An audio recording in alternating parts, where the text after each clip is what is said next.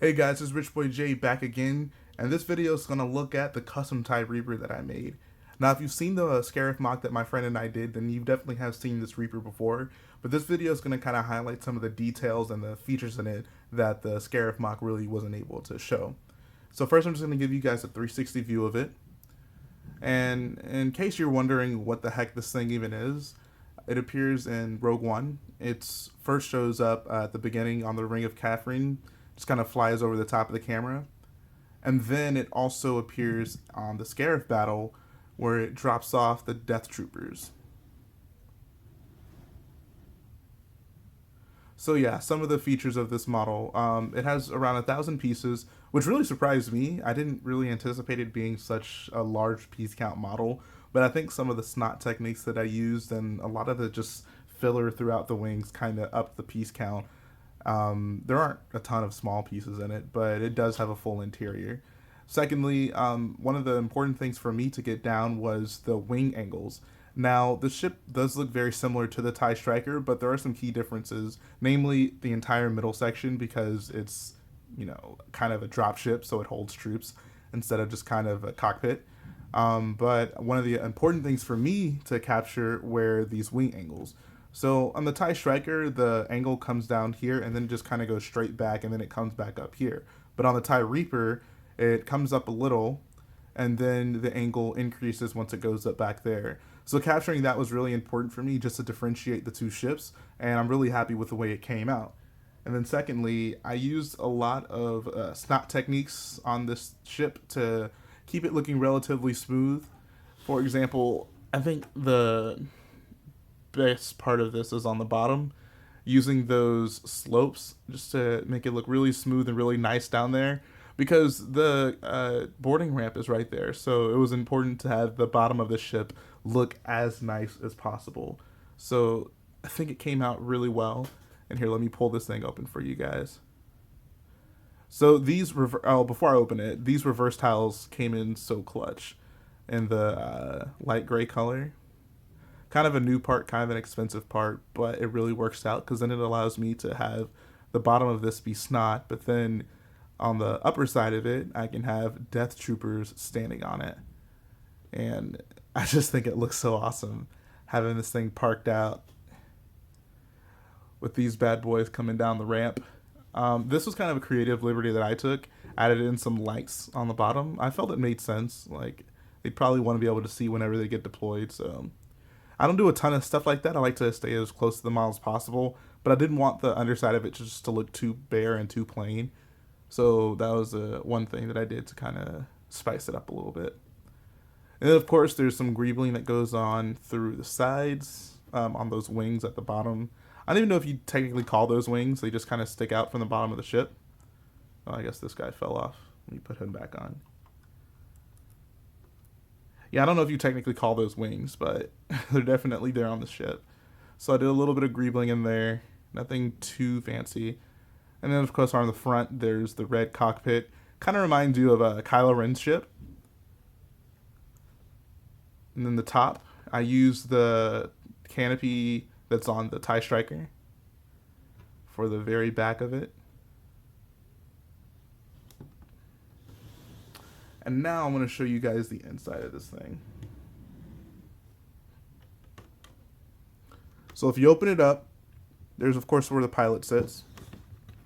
Bring it a little bit closer. So yeah, he's just chilling in there. He has his controls. Oh, I don't know how I didn't think of that. All right, I guess I'm going to hold that open. All right. So yeah, the pilot's in there holding the controls. Right behind them, I put some studs on the floor. I really wasn't thinking because there's definitely not enough room for a minifig to stand on either side of there. But you can put it on like where the black ramp is, right behind where the pilot sits. And then if you look deeper inside, there's of course the boarding ramp towards the front, but then towards the back there's like some steps for you to place more troops. And it's kind of hard to see because it gets caught in the shadows, but right there, I mean, it's actually quite impossible for you to see because it's all black. But there are some clips. I put some clips for you to like have a gun rack. Thought that would make sense inside of the TIE Striker. I mean, the TIE Reaper. And yeah, the lid just closes right up. I did take a lot of inspiration on this model from Rebel Builder's TIE Reaper build. If you haven't seen his channel, you should definitely check it out. He does a ton of just TIE fighters and X-Wings and Star Wars ships in general, and he does an amazing job with all of them. So it was really nice looking at some of his stuff to kind of figure out, what he did and some techniques that I could use on my own model.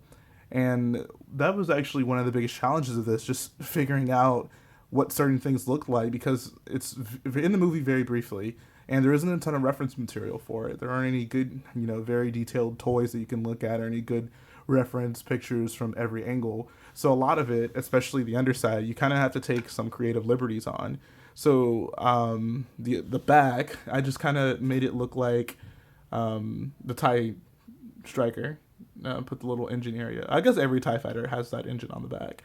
And or I guess exhaust, whatever you want to call it. And you just kind of had to figure it out. One of the more annoying things about this ship are just these angles on the bottom. Now, if this were perfectly accurate, this angle would actually just come all the way straight back to here, where the boarding ramp comes down. But there's just no Lego angle that's steep enough to kind of duplicate that with what I was going for here with a snot technique. So I just have it kind of come flat right here, and then it goes down where the troop boarding ramp is. But nonetheless, I think it came out pretty well, and I'm really happy to have this model. Whenever I saw in the movie, I knew that this was definitely something I wanted to build in Lego at some point, because we don't have a ton of like Imperial dropships. So having something like this is really nice, and I don't know, hopefully we'll see it pop up again at some point. And finally, I'm going to show you guys a comparison of this ship with the TIE Striker that Lego made. You can see that I obviously styled the wings very similarly to the TIE Striker. I didn't want, one model to look drastically different than the other, because, they should look good next to each other. In fact, I display this thing with 2 TIE Strikers on either side of it, like how they're flying in the movie. And I think they work. The sizing seems pretty accurate. The Reaper's wings are just a tad bit bigger than the TIE Striker's wings, so that works out. And together, they just look awesome. I did consider adding in some sand blue elements on the Reaper, but I'm kind of torn on it. Because, in some reference material, the light gray on the TIE Strikers, or the TIE Fighters just in general, looks sand blue, like completely sand blue, not just, hints of sand blue, just all sand blue. And I kind of experimented with that. I looked at on LDD what some TIE Fighters would look like if they were completely in sand blue, but it looks too uniform. There's probably some middle ground that would be ideal, and Lego just doesn't make that color. So I just thought, I'll just leave the sand blue off. If I'm going to do sand blue on it, I want the entire thing to be sand blue, but I didn't decide to go that route, and I'd rather just have it be uniform. But I definitely understand why Lego added in those sand blue elements. So that's going to finish up this one, guys. I hope you enjoyed it. One of the cool things about this is I'm actually going to be releasing the LDD files for this TIE Reaper for free. So if you guys wanted to build a TIE Reaper and you think mine is good enough for your collection, you can go ahead and build it. There are a few kind of like weird things that you need to know for the LDD file. Like, for example, this printed piece isn't in Lego Digital Designer. So if you want to import the parts to BrickLink, you'd have to make sure you add in a few other parts that aren't included in the LDD file. But all of that information will be in the description, guys. Yeah, that's pretty much going to finish this one up. So once again, if you like what I do, if you enjoy watching these Lego Star Wars MOCs videos, go ahead, hit the like button, support the video, hit the subscribe button so you can be the first person to see all the content that I drop. And I really appreciate you for watching this. I'll see you guys again very soon.